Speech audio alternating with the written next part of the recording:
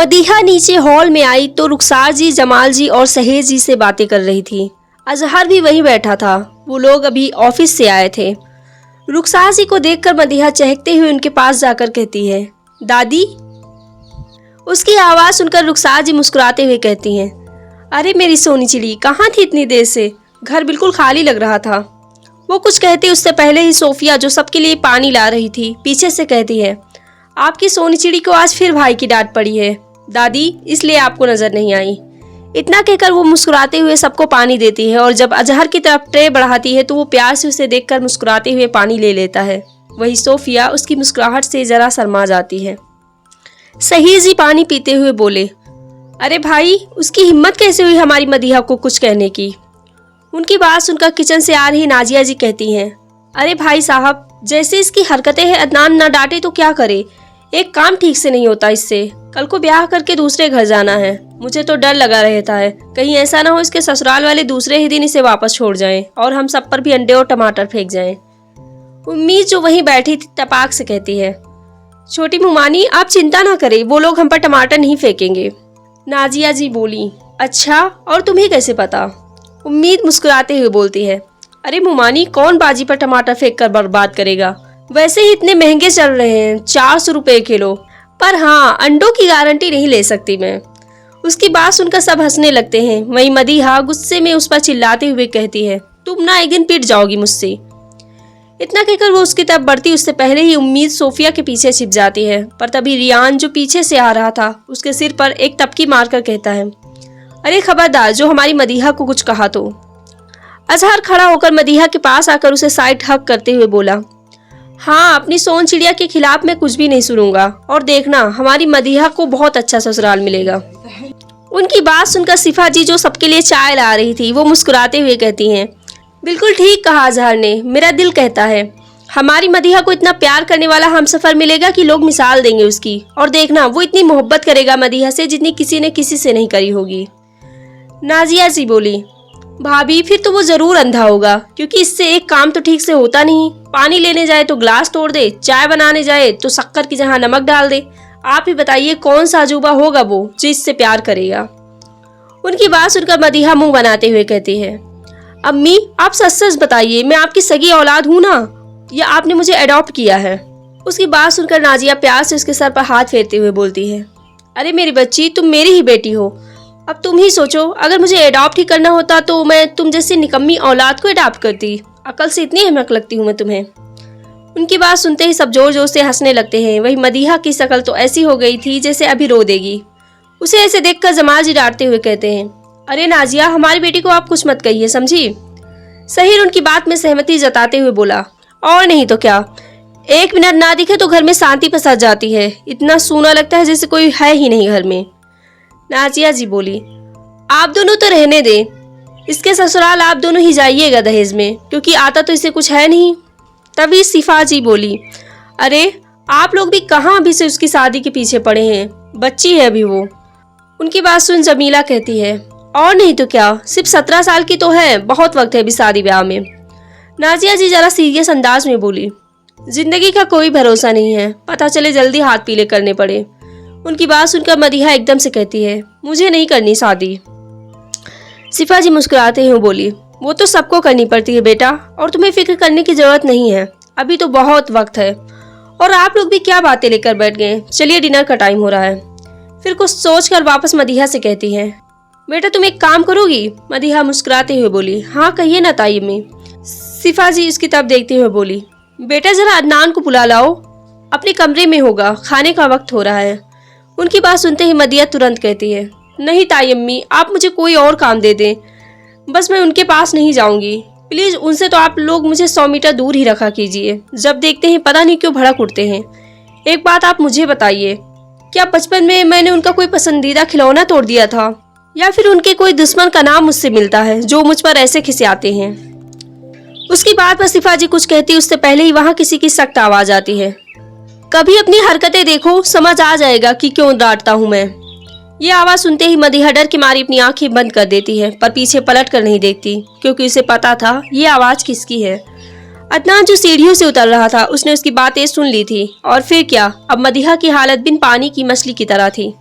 वहीं अदनान धीरे धीरे चलते हुए उसके पास आता है और उसके बिल्कुल सामने खड़ा होकर अपने हाथ बांधे बिना किसी भाव के एकटक उसे ही देख रहा था, और बाकी सब लोग उन दोनों को। वहीं मदीहा की हिम्मत नहीं थी कि नजरें उठाकर एक बार भी अदनान की तरफ देख ले। अदनान उसे घूरते हुए अपनी गहरी आवाज में कहता है, कुछ कह रही थी तुम? मदीहा जल्दी जल्दी अपना सिर ना में हिलाने लगती है।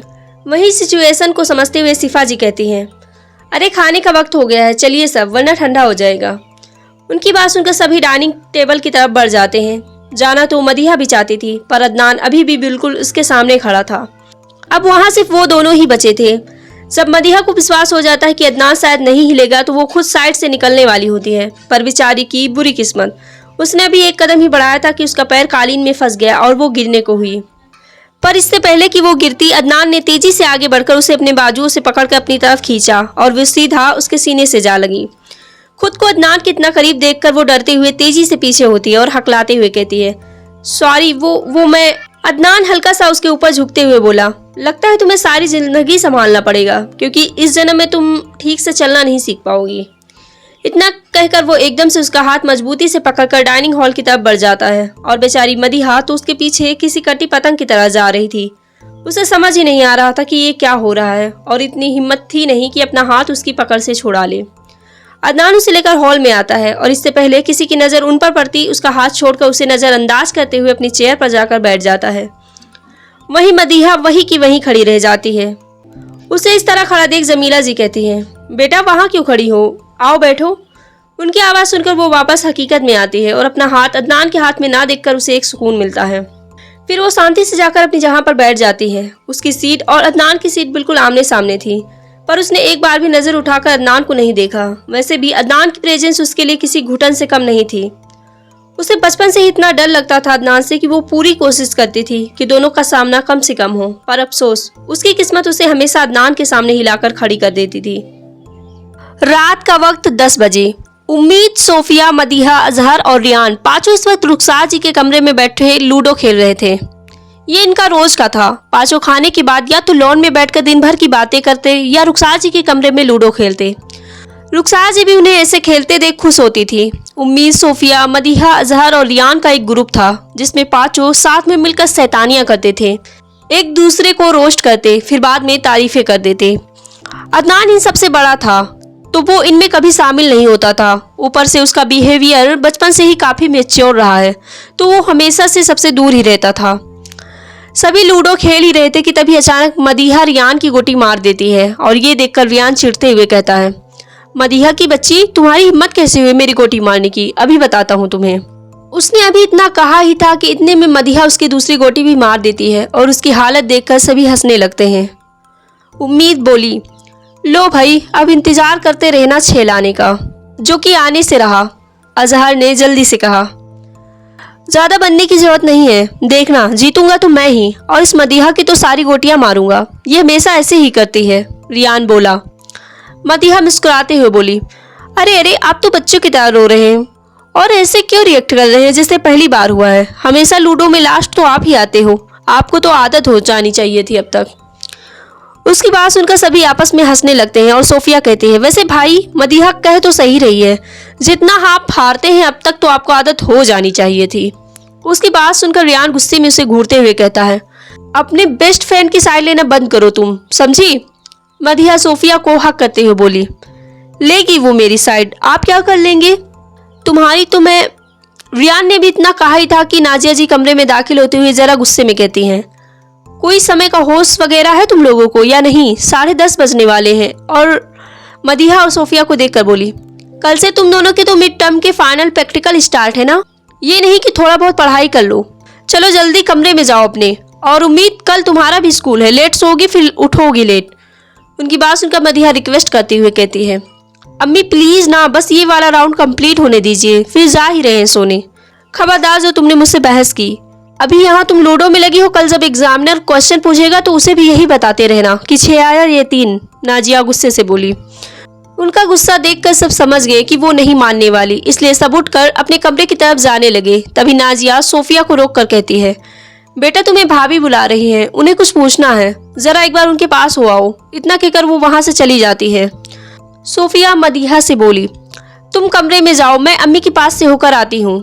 इतना कहकर वो भी सिफा के कमरे की तरफ बढ़ जाती है। इधर मदीहा सीढ़ियां चढ़कर फर्स्ट फ्लोर पर जाती है और अपने कमरे की तरफ जा ही रही होती है कि उसे थोड़ी दूर से आता अदनान दिखता है, जो शायद किसी से फोन पर बात कर रहा था, और उसे अपने पास आता देख जल्दी से पीछे मुड़कर अपने कमरे की तरफ भागने ही वाली होती है कि तभी उसके कानों में अदनान की सख्त आवाज आती है, स्टॉप। उसकी आवाज सुनकर वो डर के मारे अपनी आंखें बंद कर लेती है और अपने मन में सोचती है, लो हो गया स्याप्पा, अब फिर डांट सुनना पड़ेगा। वो यही सब सोच रही थी कि तब तक अदनान बिल्कुल उसके पीछे आकर खड़ा हो जाता है। अब तक उसका फोन कॉल भी पूरा हो चुका था। वो मदीहा को इस तरह उसकी तरफ पीठ करे खड़े देखकर हाथ बांधकर अपनी सख्त आवाज में कहता है, इधर देखो मेरी तरफ। उसकी बात सुनकर मदीहा धीरे धीरे उसकी तरफ पलटती है और सर झुका के खड़ी हो जाती है, क्योंकि उससे नजरें मिलाने की हिम्मत उसमें नहीं थी। वहीं से इसे सहमा खड़ा देख अदनान कहता है, ये कौन सा वक्त है इस तरह यहाँ घूमने का? अब तक तो तुम्हें सो जाना चाहिए था, क्या कर रही हो यहाँ पर? उसके कहने का तरीका ऐसा था कि कोई भी डर जाए, और फिलहाल यहाँ तो मदीहा थी जो उससे कुछ न कहने पर भी डरती थी। उसे समझ नहीं आ रहा था कि वो क्या जवाब दे। तभी उसके दिमाग में कुछ आता है और कुछ सोच कर कहती है, वो पानी लेने गई थी, कमरे में खत्म हो गया था। अदनान अपनी आईब्रो सिकोड़ते हुए बोला, ओह रियली? फिर कहाँ है तुम्हारी पानी की बोतल? मुझे तो दिखाई नहीं दे रही, या सिर्फ तुम्हें ही दिखाई देती है? उसके सवाल पर मदीहा का बुरा हाल हो गया था। वो अपने मन में खुद को डांटते हुए कहती है, और बोले झूठ सच कहते हैं, झूठ बोलना हराम है, और मुझे तो एक झूठ भी ठीक से बोलना नहीं आता। या अल्लाह बचा ले, आगे से जेलर के सामने कभी नहीं आऊंगी। वो यही सब सोच रही थी कि उसके कानों में एक बार फिर अदनान की सख्त मगर धीमी आवाज सुनाई देती है, कुछ पूछा है मैंने? मदीहा होश में आते हुए दूसरा झूठ बोलती है, वो सोफिया ला रही है पानी, उसने मुझे कमरे में जाने के लिए कहा तो मैं आ गई। इतना कहकर वो वापस सिर झुका लेती है। अदनान कोई और सवाल करता उससे पहले ही उसका फोन बजता है। वो मदीहा की तरफ पीट करके उसे पिक करता है और सामने से कोई कुछ कहता, जिसके जवाब में वो बस गुड कहकर फोन काट देता है। और जैसे ही वो वापस पलटता है मदीहा गायब थी, और ये देखकर उसकी आंखें छोटी हो जाती है। वो एक नजर दूर उस बंद दरवाजे को देखता है जो मदीहा और सोफिया का कमरा था, और फिर अपने कमरे में चला जाता है। इधर उसके जाने के बाद मदीहा हल्का सा दरवाजा खोलकर देखती है और उसे ना पाकर एक सुकून की सांस लेकर कहती है, बच गए। थोड़ी देर बाद जब सोफिया कमरे में आती है तो उसकी नजर बेड पर खुद में सिमटी सो रही मदीहा पर जाती है, और उसे ऐसे देखकर उसके चेहरे पर एक मुस्कुराहट आ जाती है। वो उसके पास चलकर जाती है और उसे अच्छे से ब्लैंकेट उड़ाकर प्यार से उसका सर सहलाते हुए कहती है, पागल लड़की। फिर खुद भी दूसरे साइड जाकर उसे गले लगाकर सो जाती है। अगली सुबह 8 बजे सभी लोग डाइनिंग टेबल पर बैठे नाश्ता कर रहे होते। तभी Adnan white shirt, black pant, black tie पहने हाथ में अपना कोट लिए वहां आता है और सबको सलाम करके अपनी चेयर पर बैठता है, और अपनी नजर अपनी सामने वाली चेयर की तरफ करता है जो खाली थी। ये देखकर उसकी आंखें छोटी हो जाती है। उसे ऐसे तैयार देखकर सही जी पूछते हैं, कहीं जा रहे हो बेटा? अदनान आसपास चारों तरफ नजरें घुमाते हुए बोलता है, एक केस की हियरिंग है, अब्बू कोर्ट जाना है। उसके जवाब पर सही जी मुस्कुराते हुए कहते हैं, ओह अच्छा है, हमें पता है ये केस भी आप ही जीतेंगे, आखिर आज तक कोई केस हारे ही कहाँ हैं आप। उनकी बात सुनकर सब मुस्कुरा देते हैं। तभी नाजिया हल्के गुस्से में कहती है, कहाँ है ये लड़कियां, अभी तक सोकर नहीं उठी, 9 बजे से प्रैक्टिकल स्टार्ट है। उनकी बात सुनकर कोई कुछ कहता उससे पहले ही सोफिया और मदीहा दौड़ते हुए वहां आती है, और मदीहा जल्दी से अपनी जगह बैठते हुए कहती है, अम्मी जल्दी खाना दो, हम लेट हो रहे हैं। वो इस बात से अनजान थी कि कोई उसे घूर रहा है। जल्दी जल्दी अपने प्लेट में पोहा डालने लगती है। वहीं सामने बैठा अदनान गुस्से में लाल आंखों से उसे घूर रहा था।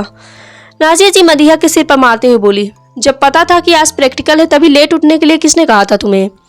इस पर मदीहा कुछ कहती इससे पहले ही सोफिया शिकायत करते हुए कहती है, चाचा जान पिछले 1 घंटे से उठा रही हूँ उसे, मजाल है जो उठ जाए। उनकी बात सुनकर मदीहा उसे घूरते हुए कहती है, मेरी शिकायत करने की जरूरत नहीं है, तुम्हें उठाना ही नहीं आता, अब चुपचाप नाश्ता करो, हम वैसे भी लेट हो रहे हैं। ये देख सही जी बोले, वैसे आप लोग जाएंगे कैसे? आज हमारे ड्राइवर ने छुट्टी ले रखी और 2 कार मैं और जमान लेकर जाएंगे। आज हमें अलग अलग ब्रांच में जाना है, और एक कार अजहर लेकर जाएगा और एक कार रियान। फिर आप लोग कैसे जाएंगे? उनकी बात सुनकर मदीहा मायूसी से कहती है, क्या पर तायाजान आज हम बहुत लेट हो रहे हैं, अगर आप कैब बुक करी तो पक्का लेट हो जाएंगे, प्लीज कोई हमें ड्रॉप कर दो आप में से। जमाल जी बोले, पर जिस तरह तुम्हारा कॉलेज पड़ता है उस तरफ हम में से किसी को नहीं जाना। फिर कुछ सोच कर बोलते हैं, 1 मिनट अदनान, तुम्हारा कोड भी तो वही है, तुम जाते हुए इन दोनों को छोड़ दो, वापसी तक तो ड्राइवर आ ही जाएगा या फिर हम में से कोई पिक कर लेगा। उनकी बात सुनकर मदीहा की तो जैसे सांसें ही रुक गई। अब उसके पास कहने को कुछ नहीं था। वो अपने मन में कहती है, प्लीज़ मना कर दें, प्लीज़ मना कर दें, मुझे इनके साथ नहीं जाना। वो अभी यही दुआ कर रही थी कि तभी उसके कानों में अदनान की आवाज़ आती है, जो लगभग कुर्सी से उठ चुका था। 5 मिनट में बाहर आओ, इंतज़ार कर रहा हूँ। इतना कहकर वो वहाँ से चला जाता है और मदीहा का चेहरा इस वक्त ऐसे था जैसे कहीं मातम मनाया जा रहा हो। अदनान बाहर आकर अपनी ब्लैक लेविस कार से टेक लगाए हाथ फोल्ड करके खड़ा था। उसने आंखों पर काला चश्मा लगाया हुआ था जो उसे और हसीन बना रहा था। इस वक्त उसके हाथ में उसका ब्लैक कोट नहीं था। यकीनन वो उसने गाड़ी में रखा होगा। व्हाइट शर्ट और ब्लैक पैंट में वो क्या बवाल लग रहा था। अगर कोई लड़की इसे इस वक्त देखे तो मुमकिन नहीं कि उसकी मोहब्बत का शिकार ना हो। बस ये बात एक लड़की पर कायम नहीं होती और वो है मदीहा सिद्दीकी। अदनान के चेहरे पर इस वक्त इरिटेशन साफ देखी जा सकती थी। वो मुसलसल 15 मिनट से उन दोनों का इंतजार कर रहा था, पर उनका कोई नामो निशान ही नहीं नजर आ रहा था। पर इससे पहले कि उसका गुस्सा मजीद बढ़ता, उसे सामने से मदीहा और सोफिया आते दिखाई दिए, या यूं कहो कि सोफिया मदीहा को जबरदस्ती खींच कर लेकर आ रही थी। वो दोनों जैसे ही अदनान के पास पहुंची, उसके चेहरे की एक्सप्रेशन देखकर इससे पहले वो उन्हें डांटता या कुछ कहता, सोफिया कहती है, सॉरी भाई, दरअसल अम्मी ने दही शक्कर खाने के लिए रोक लिया था। उसकी बात सुनकर अदनान कोई जवाब नहीं देता, बस एक नज़र मदीहा को घूर कर खुद ड्राइविंग सीट की तरफ जाकर बैठ जाता है और उसकी इस हरकत पर वो दोनों एक सुकून की सांस लेते हैं और सोफिया जल्दी से पीछे वाली सीट पर जाकर बैठ जाती है। मदीहा भी जैसे ही बैक सीट का दरवाजा खोलने के लिए हाथ बढ़ाती है, उसके कानों में अदनान की सख्त आवाज़ आती है, तुम्हारा ड्राइवर नहीं हूँ मैं, आगे आकर बैठो चुपचाप। उसकी बात सुनकर मदीहा एक नज़र लाचारी में सोफिया की तरफ देखती है तो वो उससे चुपचाप आकर बैठने का इशारा करती है। फिर क्या बेचारी को थक हार कर आगे वाली सीट पर ही बैठना पड़ता है, अदनान के बगल में। उसके बैठने के करीब 5-10 मिनट बाद भी जब अदनान गाड़ी स्टार्ट नहीं करता तो वो एक नज़र उसकी तरफ देखती है जो पहले से ही उसे घूर रहा था। अदनान उसके चेहरे पर नासमझी देखकर अपनी गहरी आवाज़ में दांत पीसते हुए कहता है, अब तुम्हारी सीट बेल्ट बांधने के लिए मैं अलग से 4 मुलाजिमों को बुलाऊं या तुम खुद कर लोगी। उसकी बात सुनकर मदीहा को रियलाइज होता है कि उसने सीट बेल्ट नहीं लगाई है और वो जल्दी से अपनी सीट बेल्ट लगाकर आंखें बंद करके सीट से टिक कर बैठ जाती है। अब उसमें हिम्मत नहीं थी कि वो अदनान का 1 मिनट के लिए भी और सामना कर पाए। वहीं उसके सीट बेल्ट लगाते ही अदनान भी कार स्टार्ट करता है। कार में पूरी तरह से खामोशी थी। लगभग 20 मिनट बाद उनकी कार बिल्कुल मेन रोड पर थी। तभी अचानक सोफिया को कुछ याद आता है और वो अदनान की तरफ देख कर कहती है, भाई यहाँ पर आगे एक ऑनलाइन की शॉप है, प्लीज़ वहाँ पर गाड़ी रोक लीजिएगा, मुझे कुछ पेपर प्रिंट आउट निकलवाने हैं, 5 मिनट लगेंगे, मेरे प्रैक्टिकल के लिए ज़रूरी है। उसकी बात सुनकर अदनान उसे कोई जवाब नहीं देता, मगर थोड़ी ही दूर पर ठीक ऑनलाइन शॉप के सामने कार रोक देता है। अदनान को कार रोकता देख सोफिया जल्दी से अपना बैग लेकर उतरने लगती है, क्योंकि उसे पता था कि अगर उसने 5 मिनट की जहाँ 6 मिनट लगाए तो अदनान उसे वहीं छोड़कर चला जाएगा। उसे उतरता देख मदीहा भी अपनी सीट बेल्ट खोलने लगती है, तो उसे ऐसा करता देख सोफिया उसे रोक कर कहती है, अरे तुम रहने दो, मैं बस 5 मिनट में आ जाऊंगी, तुम्हारा प्रोजेक्ट तो पहले से ही सबमिट है, तुम इंतजार करो, मैं अभी आती हूँ। इतना कहकर वो बिना मदीहा की बात सुने वहाँ से चली जाती है और वहीं मदीहा गुस्से में उसे घूर कर रह जाती है। आखिरकार वो उसे अदनान के साथ अकेला छोड़कर चली गई, ये जो बिल्कुल वैसे ही था जैसे किसी खूंखार से के सामने कोई बकरी छोड़कर चला गया हो। कार में इस वक्त एक अजीब सा सन्नाटा था और इस सन्नाटे में मदीहा को पता नहीं क्यों पर काफ़ी ऑकवर्ड लग रहा था। वो हल्का सा नजरें तिरछी करके अदनान की तरफ देखती है जो अपने फ़ोन को स्क्रॉल कर रहा था और उसका पूरा ध्यान अपने फ़ोन पर ही था। ये देखकर वो एक सुकून की सांस लेती है कि कम से कम वो उससे घूर तो नहीं रहा। कुछ सोचकर वो अपने तरफ की खिड़की का कांच नीचे करती है और बाहर देखने लगती है। यहाँ वहाँ नजरें घुमाने के बाद अचानक उसकी नजरें एक आदमी पर जाती है जिसके हाथ में बहुत सारे अलग अलग रंग के बैलून्स थे और ये देखकर उसके चेहरे पर एक प्यारी सी मुस्कुराहट आ जाती है।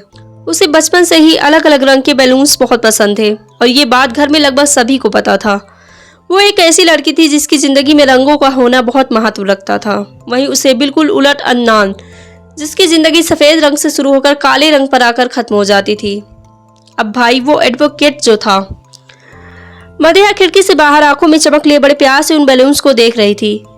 अभी अगर उसके साथ अदनान नहीं होता तो वो जाकर उन बैलून्स को खरीद लेती, पर फिलहाल तो उसके लिए सांस लेना भी इतना मुश्किल हो रहा था। उसे बस इंतजार था कि जल्दी से जल्दी सोफिया आ जाए। वो यही सब सोच रही थी कि तभी अचानक कार में एक अजीब सी गुटगुट की आवाज़ आती है। ये आवाज़ सुनकर मदीहा जल्दी से अदनान की तरफ देखती है जो अजीब नजरों से उसे ऐसे देख रहा था, फिर अपने पेट की तरफ जिसने अभी अभी उसे अपने सबसे नापसंद शख्स के सामने एम्ब्रेस्ड फील करवाया था। दरअसल लेट होने के चक्कर में उसने जल्दी जल्दी में सिवाय एक गिलास जूस के कुछ नहीं खाया था और अब उसे भूख लग रही थी, जिसका सिग्नल उसके पेट में काफी अच्छे से दिया था। वो अपना सर झुकाए एम्बेरसमेंट में अपने पेट की तरफ देख रही थी कि तभी उसे अपने सामने एक चॉकलेट प्रोटीन बार दिखा। वो नजरें ऊपर करके देखती है तो ये अदनान ने उसकी तरफ बढ़ाया था। वो नासमझी में अभी उसकी तरफ देख ही रही थी कि तभी अदनान कहता है, जल्दी पकड़ो, सारी जिंदगी तुम्हारे सामने चॉकलेट बार लेकर नहीं खड़ा रहना है मुझे। उसकी बात सुनकर वो जल्दी से उसके हाथ से चॉकलेट लेकर उसका रैपर खोलते हुए घबराई सी आवाज में कहती है, थैंक यू। अदनान वापस अपना फोन चलाते हुए उसे ताना मारते हुए कहता है, अगर लूडो खेलने की जगह तुम टाइम पर सोओगी तो शायद तुम्हारी जिंदगी में कुछ डेवलपमेंट हो, वरना तुमसे कोई उम्मीद नहीं है मुझे।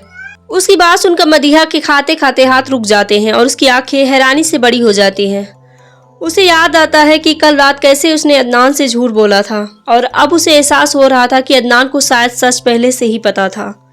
वो हल्का डर और घबराहट के मिले जुले भाव से उसकी तरफ देखती है तो अदनान भी उसकी आंखों में देखते हुए बिना किसी भाव के अपनी सख्त आवाज में कहता है, अदनान सिद्दीकी नाम है मेरा, भूलो मत, इंडिया का बेस्ट क्रिमिनल लॉयर हूँ मैं।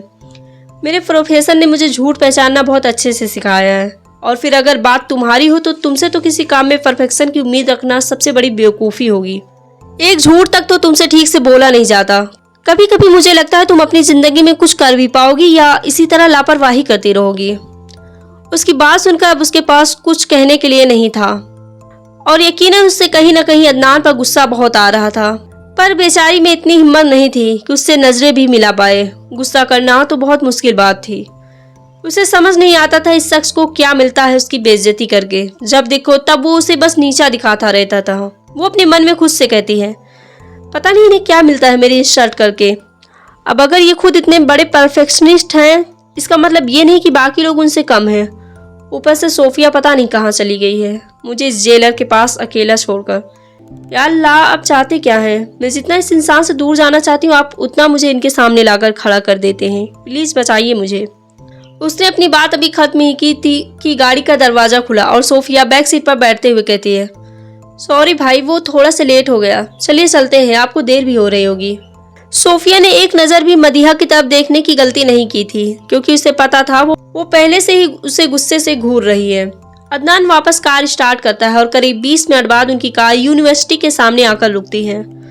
सोफिया जल्दी से कार का दरवाजा खोलते हुए बिना मदीहा की तरफ देख उससे कहती है, मदीहा तुम सीधा प्रैक्टिकल हॉल में जाओ, वो मुझे अपना असाइनमेंट सबमिट करना है, मैं भी आती हूँ। इतना कहकर वो बिना उसके जवाब का इंतजार किए वहाँ से चली जाती है। दरअसल प्रोजेक्ट सबमिट करना तो केवल एक बहाना था। फिलहाल वो मदीहा से बचना चाह रही थी क्योंकि उसे पता था कि वो उस पर बहुत गुस्सा करेगी। आखिरकार वो उसे उसके जेलर के साथ अकेला जो छोड़कर गई थी। वहीं मदीहा गुस्से में खुद से दूर जाते सोफिया को देखती है और फिर खुद ही दरवाजा खोलकर गाड़ी से बाहर निकलती है। गाड़ी से बाहर निकलकर अभी उसने एक कदम ही चला था कि तभी उसके कानों में अदनान की सख्त आवाज आती है, स्टॉप।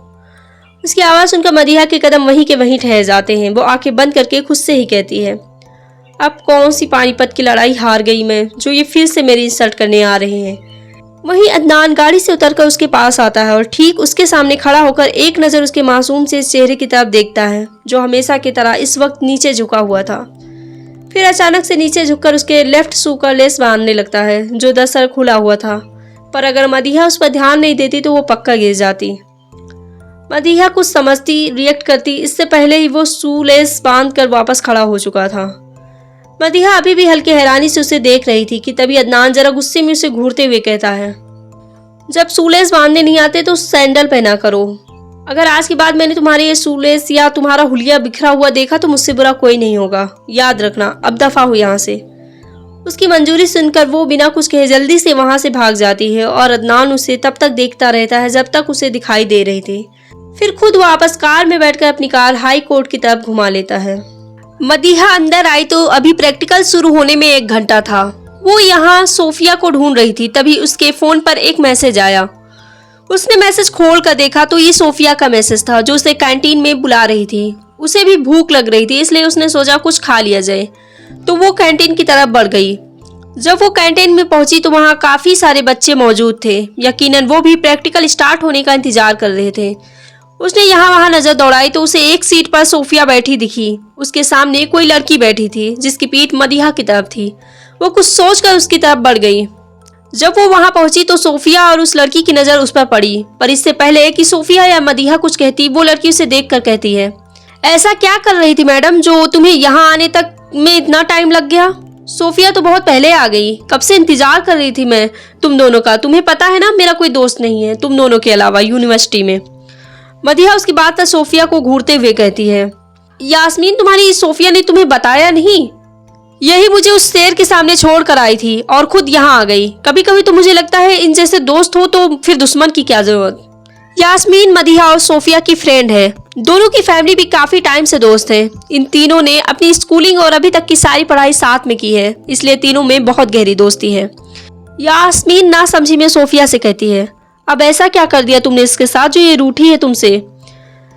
मैंने कुछ नहीं किया, बस मुझे प्रोजेक्ट सबमिट करना था इसलिए मैं पहले आ गई। और ये इसके रूठने की वजह मैं नहीं हूँ, बल्कि ये है कि आज भाई हमें छोड़कर गए हैं, सोफिया बोली। उसकी बात सुनकर यास्मीन एकदम से एक्साइटेड होते हुए बोलती है, क्या तुम सच कह रही हो? आज तुम्हारा वो हॉट भाई आया था? ओह माय गॉड यार, तुमने मुझे बताया क्यों नहीं? मैं दरवाजे पर खड़ी रहती, कम से कम एक झलक उसे देख तो पाती। जो भी कहो, मैंने अपनी जिंदगी में इतना हैंडसम इंसान देखा ही नहीं जितना तुम्हारा भाई है सोफिया। और सबसे बड़ी बात, इतना हैंडसम होने के बाद भी वो बंदा अभी तक सिंगल है। उसकी बात पर सोफिया कुछ कहती उससे पहले ही मदीहा चिढ़ते हुए कहती है, कहाँ से लगते हैं तुम्हें वो हैंडसम? ऐसा अजीब सा तो चेहरा बनाकर घूमते रहते हैं, कड़वे करेले कहेंगे। और हाँ, उन्हें कोई लड़की क्या मिलेगी? जरूरी नहीं कि एक शख्स दिखने में अच्छा हो तो उसकी सीरत भी उतनी ही अच्छी हो। 24 घंटे तो गुस्सा सर पर सवार रहता है उनके। मुझे तो तरस आता है उस लड़की पर जिनकी उससे शादी होगी, कसम से। पर एक बात बताऊं, मेरी ना दिले तमन्ना है उनकी शादी देखने की। शायद इसी बहाने मेरा पीछा छूट जाए उनसे, जो मुझ पे हुक्म चलाते रहते हैं। फिर जिंदगी भर अपनी बीवी पर चलाएंगे, पर वो तो ऐसे लड़कियां रिजेक्ट करते हैं जैसे पन्ने पलट रहे हो। और समझ नहीं आता ये लड़कियों को क्या दिखता है उनमें। थोड़े से हैंडसम ही तो हैं, क्या हो गया, ऐसी कौन सी बड़ी बात हो गई? थोड़े? तुम्हें पता भी है कितने हैंडसम है वो। और यकीन मानो, मुझे तो लगता है उनकी बीवी इस दुनिया में सबसे लकी लड़की होगी। वैसे भी तुम्हें तो वो बचपन से ही नहीं पसंद। स्कूल में भी उनकी बुराइयां करती थी और अब इतनी बड़ी हो गई हो तब भी उनकी बुराइयां करती हो। मुझे लगता है तुम इस दुनिया में वाहिद लड़की हो जिसे वो पसंद नहीं है, वरना मुझे तो आज तक उन पर क्रश है। और मुझे ही नहीं, कॉलेज की बहुत सारी लड़कियों को भी वो पसंद है, जबकि वो तो यहाँ पढ़ते भी नहीं है, बस तुम दोनों को एक आध बार छोड़ने आए हैं। क्योंकि मैं तुम सारी लड़कियों की तरह पागल नहीं हूँ। और अब ये बकवास बंद करो और चलो प्रैक्टिकल हॉल में, मदीहा गुस्से से बोली। उसके जाने के बाद यास्मीन सोफिया की तरफ देखकर ऐसा रिएक्शन देती है जैसे कह रही हो, क्या पागल लड़की है ये। और उसकी मन की बात समझते हुए सोफिया अपनी कुर्सी से उठकर मुस्कुराते हुए कहती है, वो ऐसी ही है, सबसे मुख्तलिफ। और रही बात उसके और भाई के बीच की स्कोर वार की, तो ये हम तो बचपन से देखते आ रहे हैं। ना ये कम है और ना भाई। तुम पूछो ही मत, इसे हर बात पर तो डांटते रहते हैं। पर एक बात ये भी सच है कि जो जगह भाई के दिल में मदीहा के लिए है वो कभी किसी और के लिए नहीं हो सकती। एक बार को वो हम सबको भूल जाए पर इसे नहीं भूल सकते। बचपन से इसकी हर जरूरत, हर ख्वाहिश को पूरा किया है, बस उसे कभी पता नहीं चलने दिया। और अगर पता चल भी जाए तब भी मुझे नहीं लगता मदीहा के दिल में उनके लिए गुस्सा कभी शांत होगा। तुम इन दोनों को छोड़ो और चलो, टाइम हो गया है प्रैक्टिकल का, सोफिया बोली। उसकी बात सुनकर यास्मीन भी उसके साथ चल देती है। उसे भी पता था कि सालों से मदीहा और अदनान के बीच कुछ ऐसा ही रिश्ता रहा है। स्कूल में भी वो पूरे दिन उसकी बुराइयां करती रहती थी। पहले तो यास्मीन को भी लगता था कि वो कोई बहुत खतरनाक सा दिखने वाला इंसान होगा, पर जब पहली बार उसने अदनान को देखा था तो वो जैसे अपने होश खो बैठी थी। उसे यकीन नहीं हो रहा था कि कोई इतना हैंडसम भी हो सकता है। प्रैक्टिकल हॉल में सभी लोग व्हाइट कोट पहने केमिस्ट्री का प्रैक्टिकल कर रहे थे। मदीहा का ध्यान अपने टेस्ट ट्यूब पर था कि तभी गलती से उसके हाथ से वही रखा एसिड सिंक में गिर जाता है और वहां एक बड़ा सा धमाका होता है। इस एक्सीडेंट से सब एकदम डर जाते हैं। किसी को भी कोई चोट नहीं लगी थी, पर चारों तरफ सिर्फ धुआं धुआं हो गया था और पूरी लैब खराब हो गई थी। टीचर एक एक करके सारे बच्चों को बाहर निकालते हैं। यकीनन एक बड़ा हादसा होते हुए बचा था। थोड़ी देर बाद मदीहा और सोफिया प्रिंसिपल ऑफिस में सर झुकाए खड़े थे और प्रिंसिपल सर उन्हें करीबन आधे घंटे से लगातार सुनाए जा रहे थे। मैं तो तुमसे परेशान हो चुका हूँ मदीहा। अभी तुम्हें यहाँ एडमिशन लिए मुश्किल से 6 महीने भी नहीं हुए और इन 6 महीनों में तुमने इतनी शैतानियां करी है कि मैं रिकॉर्ड भी नहीं बना सकता। और आज तो तुमने हद कर दी। तुम्हें अंदाजा भी है कि अगर किसी को चोट लग जाती तो क्या होता? कभी तुम टीचर के टिफिन में मेढक डाल देती हो, कभी कॉरिडोर में पटाखे फोड़ देती हो। मैं क्या करूँ तुम्हारा? कोई मुझे बताएगा? जरा तुम्हें अंदाजा भी है कि क्या हो सकता था? बस बहुत हो गया, अब तो मुझे कोई एक्शन लेना ही होगा। कल तुम अपने घर से किसी बड़े को लेकर आओगी और अगर तुमने ऐसा नहीं किया तो मैं तुम्हें कॉलेज से निकाल दूंगा, याद रखना, प्रिंसिपल गुस्से से बोली।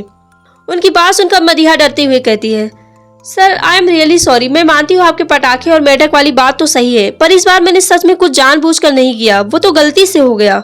प्लीज सर मेरे घर वालों को इन्वॉल्व मत कीजिए। आप जानते नहीं है वो लोग मुझे अपने घर से और प्रॉपर्टी से बेदखल कर देंगे अगर उन्हें पता चल गया मैंने ऐसा कुछ किया है तो। मदीहा की बात सुनकर सोफिया भी जल्दी से बोली, हाँ सर मैं मानती हूँ कि मदीहा ने बहुत कुछ किया है पहले, पर इस बार सच में उसकी कोई गलती नहीं थी। प्रिंसिपल सर सोफिया को देखकर डांटते हुए बोले, मुझे तो ये समझ नहीं आता तुम इतनी होनहार स्टूडेंट हो, इसे समझाती क्यों नहीं हो। खैर अब मैं कोई रिस्क नहीं ले सकता, मैंने कह दिया मतलब कह दिया। कल तुम्हें अपने घर से किसी बड़े को लेकर आना होगा वरना मैं खुद फोन करूंगा तुम्हारे घर। अब जाओ। उनकी बात सुनकर मदीहा कुछ कहती उससे पहले ही प्रिंसिपल सर कहते हैं, आई सेड लीव। उनकी बात सुनकर वो दोनों प्रिंसिपल ऑफिस से बाहर निकल जाते हैं। जैसे ही वो बाहर आते हैं यास्मीन वहीं उनका इंतजार कर रही थी। वो मदीहा को देखकर फिक्र के साथ पूछती है, क्या हुआ, ज्यादा डांटा क्या सर ने? मदीहा मायूसी से बोली, सिर्फ डांटा नहीं है, इस बार तो उन्होंने मेरी कब्र भी खुदवा रखी है। घर पर से किसी को बुलवाने के लिए कहा है कल, और अगर घर में किसी को भी पता चला तो मेरी जो बैंड बजेगी ना, मैं बता रही हूँ, उससे अच्छा तो मैं खुदकुशी कर लूँ। कोई मुझे जहर ला कर दे दो। यहाँ पर जहर मिलना तो मुमकिन नहीं है, एक काम करो तुम बिल्डिंग से कूद जाओ, सोफिया बोली। उसकी बात सुनकर मदीहा उसे घूरते हुए कहती है, तुम्हें शर्म नहीं आती? बहन हूं मैं तुम्हारी और तुम मुझे खुदकुशी करने के लिए कह रही हो। सोफिया उसे घूर कर बोली, तुम्हारे काम जैसे है ना मदीहा, खुदकुशी कोई बुरा अवसर नहीं है। मुझे तो समझ नहीं आता तुम्हारे इस छोटे से दिमाग में ये बात आती क्यों नहीं कि तुम ढंग से कोई काम करो। अभी तक तुमने जो कुछ भी किया है ना वो एक तरफ, पर ये कांड बहुत बड़ा हो गया है, तुमने पूरी लेब जला दी है। अब घर में किसी को पता चला ना तो तुम्हारे साथ मुझे भी घर से बाहर निकाल देंगे। मुझे तो सोच कर डर लग रहा है कि अब क्या होगा। डर तो मुझे भी लग रहा है, कुछ ना कुछ तो करना होगा। हम घर वालों में से किसी को नहीं बता सकते हैं, क्योंकि अगर वो लोग यहाँ पर आए तो उन्हें मेरे पिछले गुनाहों के बारे में भी पता चल जाएगा कि मैंने यहाँ कॉलेज में क्या क्या किया है। मदीहा बोली, तुम लोग एक काम करो, अभी तो कॉलेज ओवर हो गया है तो घर जाओ। अगर टाइम पर घर नहीं पहुंचे तो घर वाले वैसे भी परेशान होंगे, और घर पर जाकर कुछ सोचो, कोई ना कोई तो सॉल्यूशन मिल ही जाएगा। मैं तुम लोगों को शाम को फोन करती हूँ, यास्मीन बोली। मदीहा और सोफिया को भी इसकी बात में सेंस लगा तो वो लोग भी घर जाने के लिए कॉलेज की मेन गेट की तरफ बढ़ गए। जब वो लोग वहां पहुंचे तो ड्राइवर पहले से ही उनका इंतजार कर रहा था। उन दोनों ने यास्मीन को बाय कहा और ड्राइवर के साथ घर के लिए निकल गए।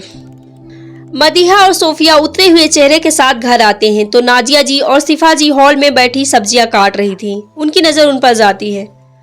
अरे आज देर हो गई तुम्हें, प्रैक्टिकल कैसा गया वैसे? नाजिया जी बोली। उनकी बात सुनकर मदीहा खोए हुए अंदाज में कहती है, धमाकेदार। सिफा जी नासमझी में बोली, मतलब? सोफिया बात संभालते हुए जल्दी से बोली, अच्छा गया अम्मी, ये तो पागल है, आप ध्यान न दीजिए इस पर। वैसे हम अंदर अपने कमरे में जा रहे हैं, थोड़ी देर सो जाएंगे तो अच्छा लगेगा, थक गए हैं। अरे पर कुछ खा तो लो, नाजिया जी बोली। नहीं चाची, कॉलेज कैंटीन से खाकर आए थे, बस अब थोड़ा आराम करना है। इतना कहकर सोफिया मदीहा का हाथ पकड़कर जाने लगती है। तभी नाजिया जी रोकते हुए कहती हैं, एक मिनट, ये इतनी शांत क्यों है? सच सच बताओ, कोई नया तमाशा तो नहीं किया ना इसने? उन्होंने मदीहा की तरफ देखकर पूछा। उनकी बात सुनकर मदीहा चिढ़ते हुए कहती है, अम्मी आपको क्या लगता है मैं सिर्फ प्रॉब्लम खड़ी करती हूँ? नहीं मेरी बच्ची, मुझे ऐसा लगता नहीं है, बल्कि पूरा यकीन है, नाजिया जी बोली।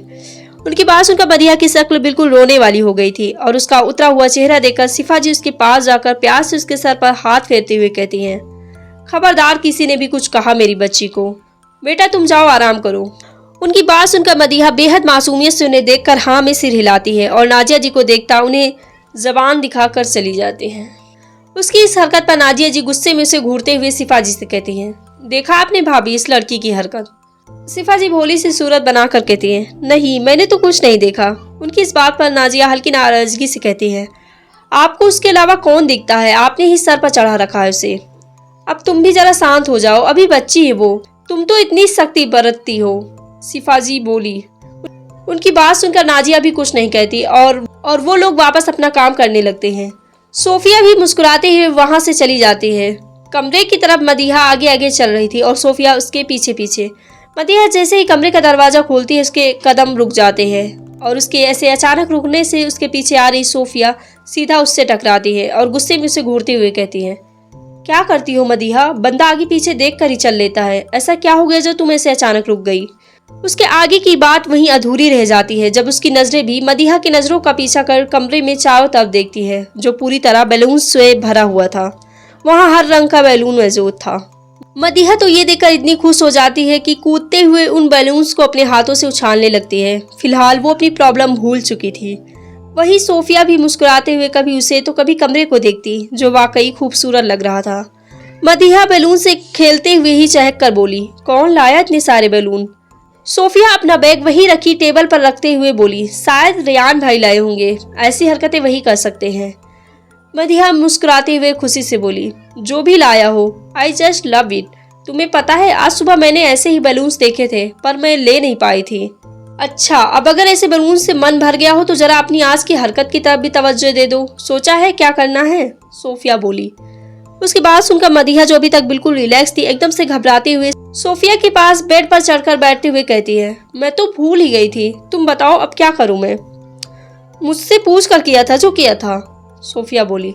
इस दफा कसम से गलती से हुआ जो हुआ, जानबूझकर नहीं किया मैंने, मदीहा मायूसी से बोली।